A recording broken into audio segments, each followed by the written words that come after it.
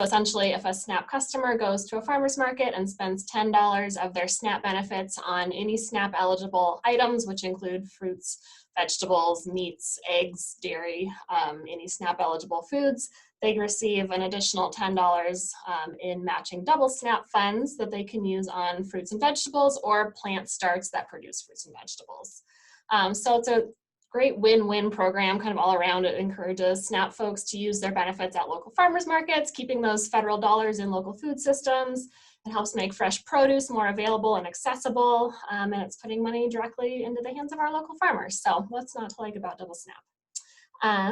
Double SNAP in Montana is administered primarily by CFAC, the Community Food and Ag Coalition based here in Missoula. They work closely with partners including Farm Hands and Nourish the Flathead, NCAT, and then have also more recently started facilitating a statewide network of other partners and groups who are interested in supporting double SNAP and making it happen across the state. So there's a pretty great network of support in place. Currently, I think these numbers are up to date. We have double SNAP dollars operating at 22 farmers markets in Montana, 2 CSA programs, and 1 grocery store, which is the Camas Market in Hot Springs. For more information just generally on double SNAP dollars in Montana, you can go to doubledollarsmt.com. But now to go through kind of more specifically what our policy ask is around double SNAP. So double SNAP is funded largely through a federal grant program under USDA, the GUSNIP program, formerly the FINI program. But those federal USDA dollars require match support of local and state funding. And so we are organizing a bill effort that requests $200,000 in state support, which would not only support double SNAP dollars in Montana, but would help us further leverage those federal dollars by providing such a big chunk of state money that then we could match with federal money. And so we, the group kind of working on this bill effort is Montana Food Bank Network, and then a number of our partners through the Montana Food Security Council. So American Heart Association, Amanda Cahill is a lead effort on this bill. Missoula Food Bank and Community Center, Montana Association of Christians has been helping to support as well. And then of course, we're working really closely with CFAC to get their guidance and expertise. A few other coalitions that have indicated that they'll be supporting this bill include not only Partnership to End Childhood Hunger, but Grow Montana, and a few other groups as well. So we're in a pretty good position, I think, going into the session as far as a good reach, good network of support, good variety of voices willing to weigh in. So we started working on this bill back in 2018, ahead of the 2019 legislative session.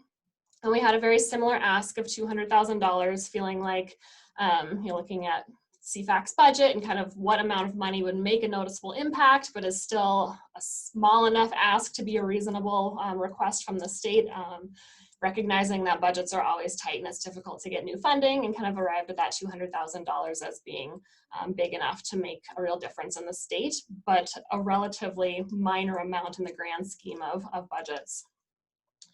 And so, like I said, we started the bill in 2018 with that same request, and the bill did really well for kind of the first year, a little bit more of a short-term effort going into that session. It passed the House with strong bipartisan support, and then ended up failing in its first Senate committee, but it failed on a tie vote, and in what was just a really challenging committee to move any policy forward, especially that requested new funding and was supporting what could be seen as a SNAP-related program. It was a very tough committee for that type of bill. So the fact that it made it through the House and then was a tie vote in that challenging committee, we thought was a pretty good effort for the first time around.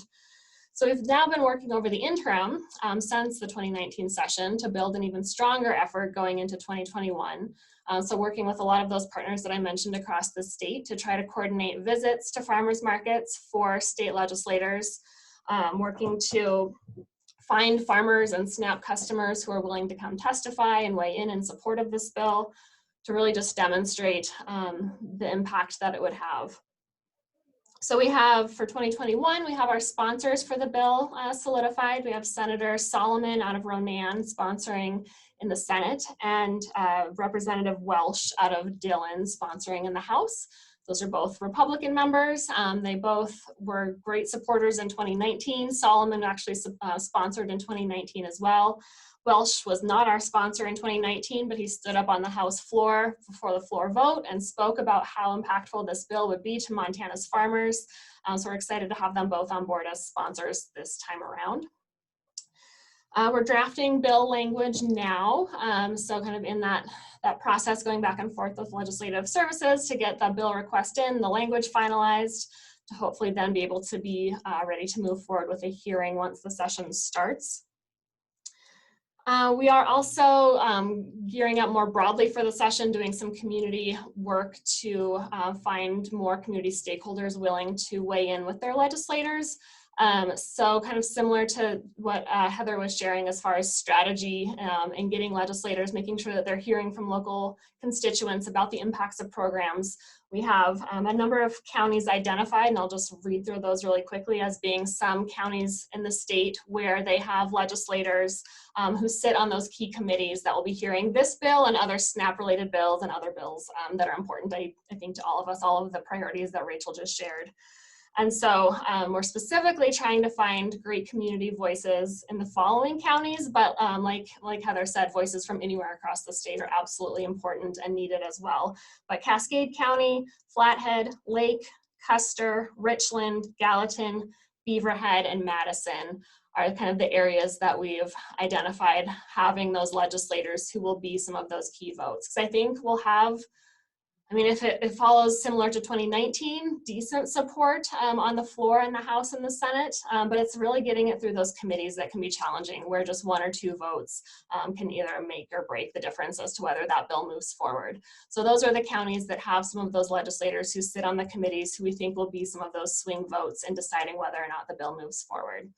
So if you're in those counties, or if you have partners in those counties who you think might be willing to have some sort of communication with their legislator, and we're happy to help facilitate that, give talking points, whether it's a phone call, email. We're going to be organizing community meetings with stakeholders and legislators. Any of those connections are very appreciated.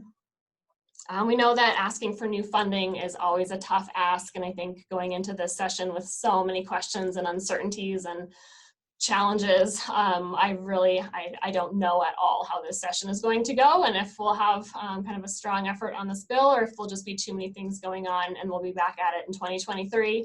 But I'm pretty encouraged by our success in 2019, the great work we've been doing over the interim. I think if we were going into a normal session, I'd be feeling pretty optimistic about it, but this one is just so up in the air that it's really hard to know.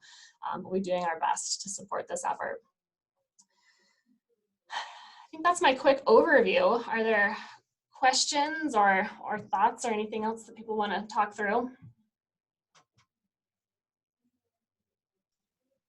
I'm just wondering if you could mention that the Montana Food Bank Network does have a, you can sign up for alerts so that you can speak up. Do you want to speak to that? That's really slick.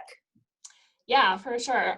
So I think Rachel was going to share in a chat box the link to sign up for our alerts. And so you can sign up for either email or text alerts if you don't get them already. And we'll be sharing throughout the session updates not only on double SNAP, but on our work to just protect SNAP from any harmful bills is another key priority for us.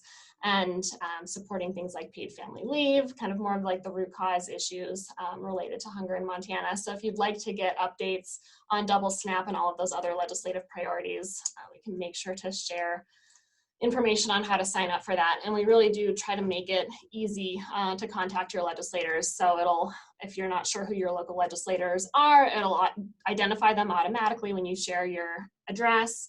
And then give you a sample message that you can easily just customize. Although I will emphasize the importance of customizing those messages as we're emailing, especially state legislators who are going to be getting, you know, maybe 3 or 5 emails from folks in their district. They'll notice if the language is the same, and it really does make a difference to hear a personal story or a personal experience. So start with a sample message, but please do add your own take to make it that much more powerful. So are you going to put something in the chat? Yeah, I'm trying to find it. My view, I think I need to stop sharing screen. I can't find my normal controls. I was wondering if those of us who have attended this summit today would be kind of a natural, I mean, you have information on us isn't this kind of a good list to just use to send out alerts? Or, I mean, I think it would be wonderful, and I certainly would be very interested in that. So anyway, is that a Yeah. possibility that we just use? And then if people don't want it, they could say, don't send me anything, but that way you've got all that information. It'd be wonderful. Thank you. Yeah, I think, up to Lisa and the facilitators of the meeting exactly how they want to do that, but I definitely would hope to connect as many of you as we can to those advocacy opportunities.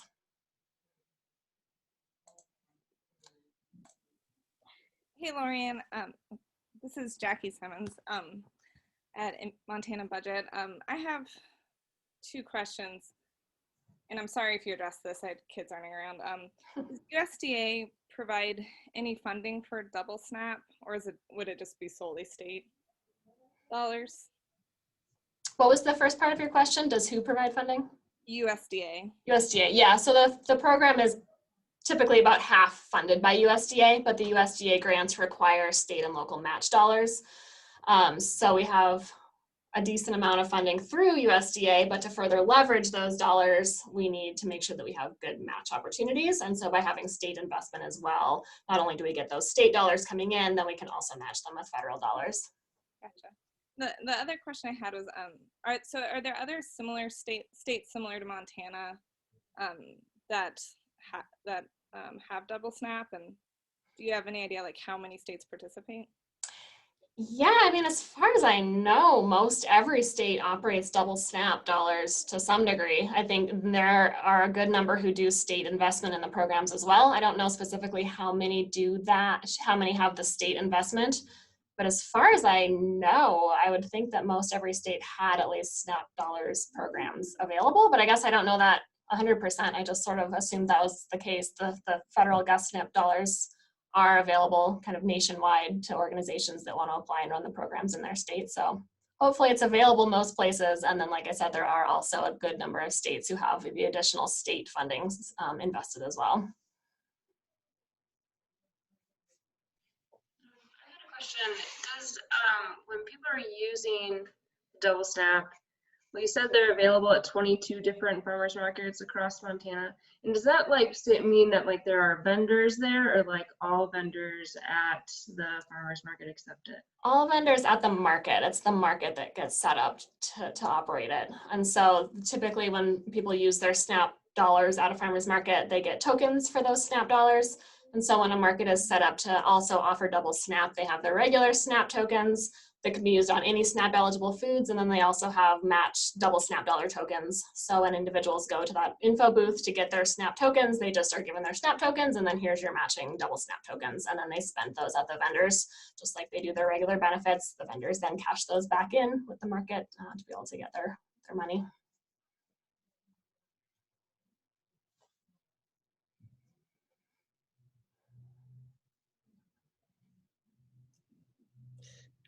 So one of the ways when we share about this is that this really helps our local farmers. I mean, it's really important that we help the people, but it's also important that we be able to make an argument for the economy given our context, right? Yeah, absolutely. And especially, coming off of summer 2020 when farmers markets were not their usual bustling selves. I think our local farmers are in particular needing those new opportunities to sell product and find new customers and have a strong support in 2021.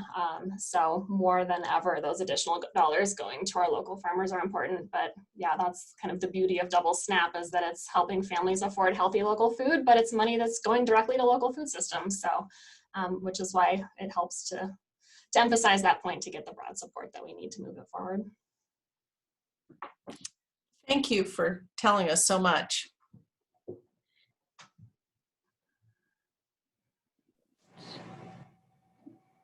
Hello, everyone.